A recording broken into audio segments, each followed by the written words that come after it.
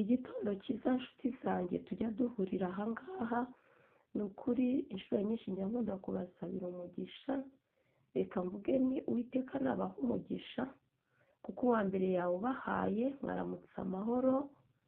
Hari benshi bari ku bisasiro byabo barwaye, hari benshi bafite ibibazo bitandukanye bibaremereye imitima, hari benshi batambutse bavuye mu mubiri. Twebwe tubashije guhurira aha hantu turi bazima, nubwo ikibazo cyabaho kuko byo ntibyabura mu isi, ariko ishimwe rya mbere ni ugushimira Uwiteka yuko twaramutse amahoro. Nahabwe icyubahiro rero, kandi twongere tumusabe ngo akomeze kuturinda no kutugirira neza. Ibyo tumwifuzaho ni byinshi biba bitandukanye, gusa ibyo twifuza byose sikabiduha. Hari igihe we adutoranyiriza mu byo twamusabye cyangwa dukeneye, akaturebera ibidukwiriye.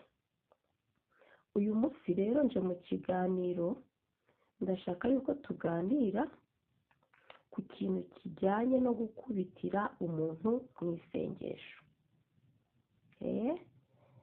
Abantu babaho bakagira ibintu bapfa, bagaterana ingumi, bagaterana amagambo, nyamara hari intwaro ikomeye umuntu ashobora kurwanisha igihe byabaye ngombwa.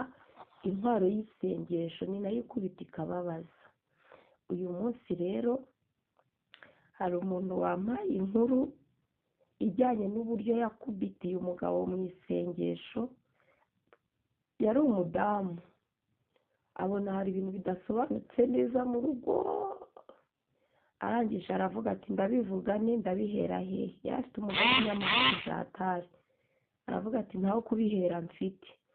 Arangije yigira inama yo kubimugirira mu isengesho, ariko ntabwo yabimubwiye neza, yabimubwiye amuhondagura, kandi isengesho rikora umuti. Tega amatwi rero wumve ukuntu byagenze, nanjye mba mpari ngo nyaguhe 5/5. Aya makuru ntabwo nayihererana, yaba ari nanjye yaramfashije, nawe nuyumva aragufasha kandi hari n'isomo.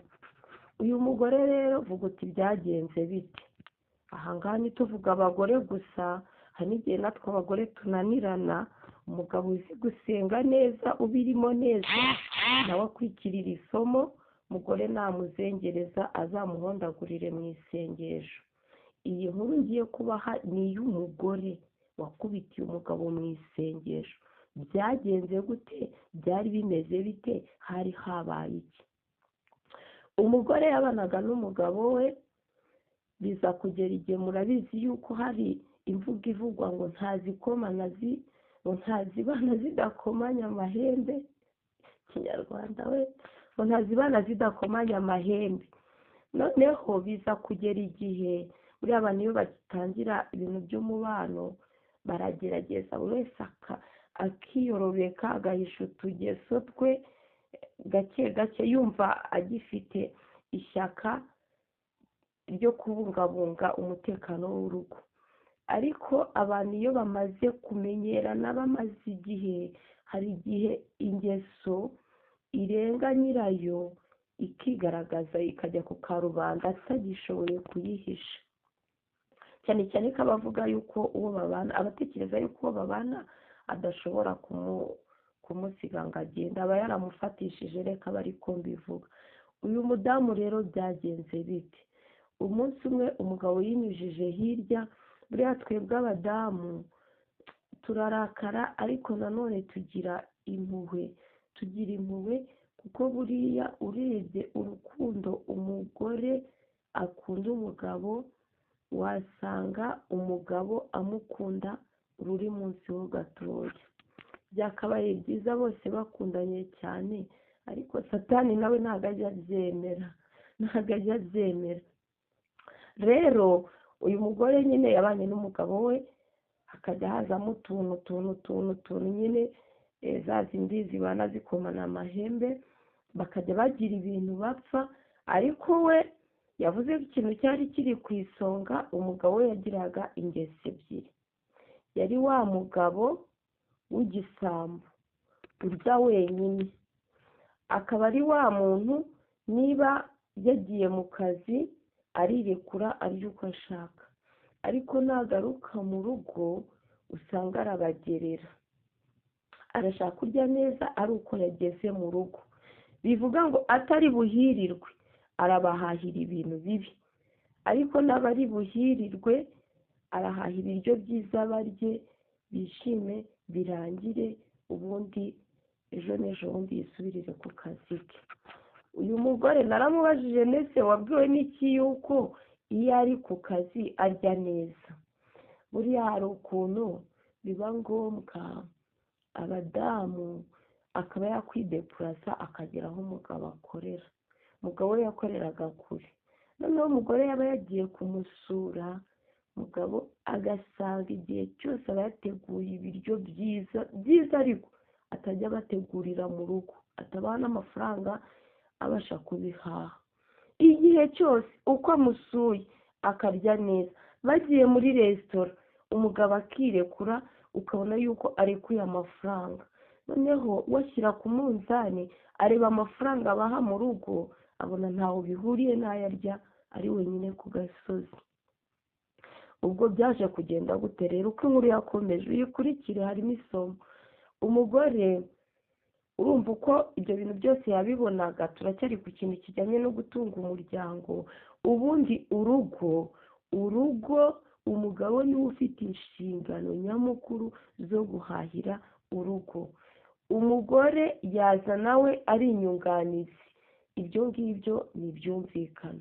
Ariko urugo rwagiye mu mirire mibi, ntabwo uzaseka azaseka umugore, azabanza aseka umugabo nyirarwo. Abagabo badukurikiye babyumve, umugabo nta kindi kintu kimugora usibye kuba yagira inshingano zihanitse zo kwita ku muryango. Umugore nawe ni uwo mu rugo, akamenya ibyo mu rugo, nawe byapfa akaba atubahirije inshingano. Guhahira urugo, kurukorera, twese tuza tubihuriraho, ariko ba responsable babyo baba bahari. Rero uyu mugabo yahahiraga urugo uko bikwiriye, yarabagereraga. Ikindi cya kabiri, ngo yari wa mugabo ukunda abagore, bya bintu bibabaza cyane. Ariko ahangaha mpagarutse gato, uramutse uri umugabo ukaba utunze umugore ufite ingeso yo gukunda abagabo cyane, ukabibona yuko akunda abagabo cyane, ukabibona yuko ubwenge bwe bwose bwatwawe n'abagabo, uyu mugore ntabwo mwabana icyumweru. Reka reka reka reka reka reka, umugore ukunda abagabo cyane ntabwo mwabana icyumweru, nta mugabo wabyihanganira. Reka rero tugaruke tubaze abagabo tuti, kubera iki umugabo yifata agakunda abagore cyane, ugasanga mbese akarere kose yarakazengurutse agashakamo abagore? Ubu uyu mugabo aba atekereza yuko umugore we umushimisha? Umugore yakomeje inkuru rero, ati umugabo wanjye akunda abagore, ati noneho si rimwe si kabiri nagiye mwifatira. Karabaye, ubwo iyo umugore yagufashe biba byarangiye. Noneho atagakunda abagore cyane. Uyu mugabo ngerageza kwihangana, bimwe nkabibona, nabanje no kujya mvuga ngeze aho mbona inkoni zizanyica. Ati rero igihe cyose iyo mubwiye ikosa rye arahindukira akandusha kurakara, ingumi, imigeri, ubwo kurya nitwongera kurya bihita biba ibibazo.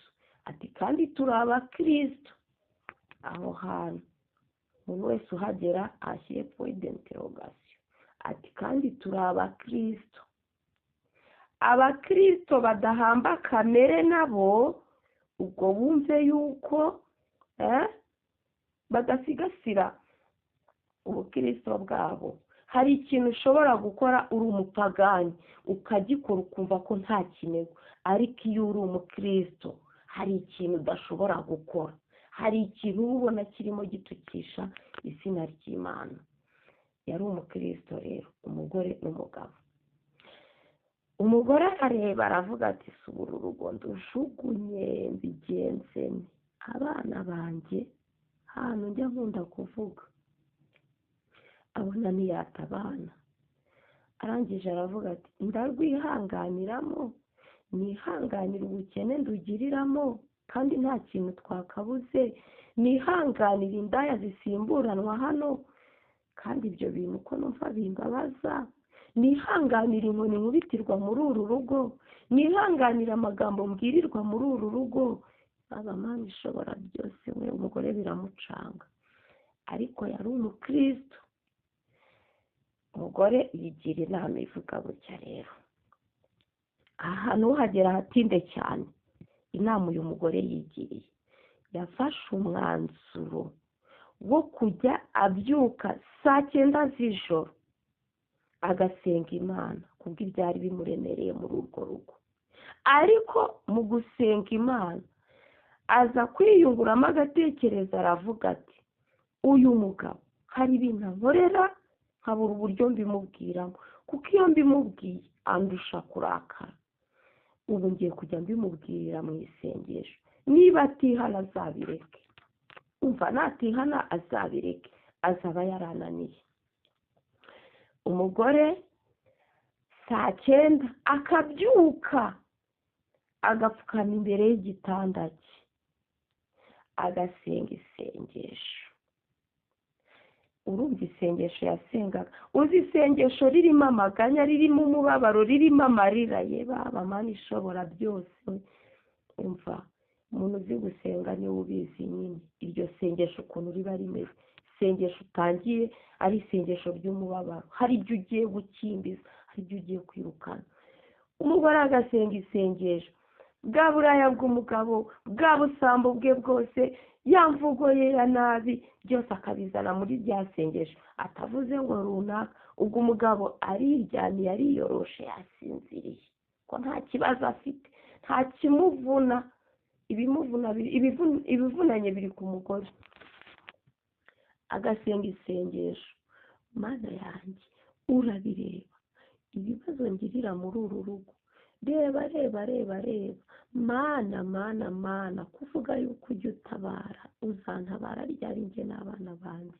Mana agasenga, indaya ziba muri uru rugo, iziyasimburanwa, ntavugemo umugabo. Muntu ugiye kwiganira isengesho, ndakwiyamye, ntuvugemo umuntu ugiye kurisengera. Umugore agasenga rya sengesho. Ubu ngewe kubera ko yabimbwiraga ari inkuru, ubu ntabwo ngewe nabivuga nk'uko yabivugaga, kuko buriya umuntu n'umutwaro we niwe umenya uko awutwaye n'uko awuhetse. Ngewe urumva yabimbwiraga ari inkuru, ntabwo nabasha kuyisenga nk'uko yayisengaga, ariko nyine uburyo yabimbwiyeho nuko ndimo kubibabwira. Mwihangane nyine mu byumva uko nguko. Noneho umugabo aryamye, hakabamo utuntu umugore ari buzaniremo, umugabo atarazi ko umugore atuzi. Iyo byageze ahangaha, iyo ubona umuntu mubana ntaba umugore ntaba umugabo, ubona ari mu bintu bidasobanutse, ubona afite imyitwarire idahwitse, ubona mbese yarahindutse ukuntu kutari kwiza, ikiba gisigaye inyuma ni ukugenzura, ugashaka amakuru, uyu muntu abaye iki. Urumva rero uyu mugore iyo yabonaga amakuru yarahindukiraga akavuga ati aya makuru reka njye kuyavugira mu isengesho. We ni ukuvuga ngo umunsi ku munsi yabaga yateguye isengesho ari busenge, atavuganye n'umugabo nabi, yihanganye, mbese akanamuvugisha neza, akamwereka umutima mwiza, ntamwereke ko ababaye, ntamwereke ibimugoye, ntamwereke ko afite uburakari. Akavuga ati mutegerereje kuri ya saha, kuko nta hantu uri burare mu cyumba cyacu, ndabivuga. Umugabo aharyamye akumva isengesho akumva na kakandi kari kabitse mu nda y'isi, umugore arakazamuye, Imana ishobora byose. ubwo urumva mu mutima we tugatekereza mumanyure mugenze, ese wamanyura umuntu mutavuganye? reka da. ubwo nyine yarumirwaga. noneho ukuru yabivugaga nyine nyiri iyi nkuru yaravugaga ati muri yashuka aryamyemo, iyo nasengaga isengesho rikamukora ahantu yarihindukizaga uburiri bukamubana buto, ukagira ngo burimo imbaraga zirimo kumurya. ati nanjye ndimo ndabikurikirana 5 kuri 5. nanjye ntega amatwi ndiyumvira, ikomeza uzanye izo nkuru.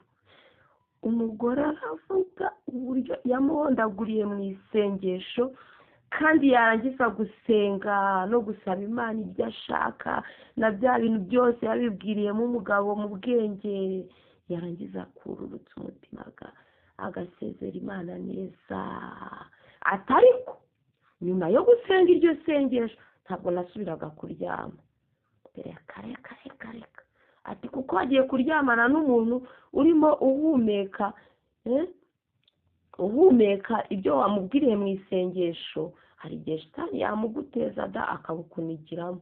atubwiye narangizaga gusenga nahitaga mfata shaje koropa inzu muri iryo joro, ati nkifata nkajya kuzana imyenda nkashyira muri salo nkameza. ati nahitaga ninjira mu mirimo, sinabaga nkiryamye. ko nacyari ikizamini ukuntu saa 9 aribwo agatotsi kaba kamaze kuba keza. ako se we nta n'ikinego kirimo, nta hantu yari afite ho kuryama, kuko niba umuntu akubabaza ntabwo ushobora no kuryamana nawe ngo ubone ibitotsi. urumva mu by'ukuri ni nkaho yararaga adasinziriye. rero ahangaha isomo njyewe nakuyemo isomo rivuga ngo niba ubona hari ibintu bitagenda neza mu rugo rwawe, reka kuvugana nabi n'umuntu muri kumwe, reka kumwiteza. yego ntabwo bikunda, turi mu isi, hari igihe reka buriya kwakira imibabaro biragora. hari igihe kuko wifata ugatomboka, reka bari ko mbivuga, ukifata ugatomboka. ariko mu gutomboka ikintu kivamo ni iki ngiki. hari igihe ubwira umuntu ikintu nubwo cyaba ari ukuri, we akumva ababajwe n'uko kimubwiye, akaba aragusimbukanye akubwiye nabi, cyangwa se aranagukubise kuko nk'uko uwo mugabo yabigenzaga. kandi mu by'ukuri urimo urazira ubusa, urazira yuko wavuze. rero buriya ibintu byo kuvuga ntabwo ari byiza. umugore aka kantu yize, aka kantu ni ak'ubwenge.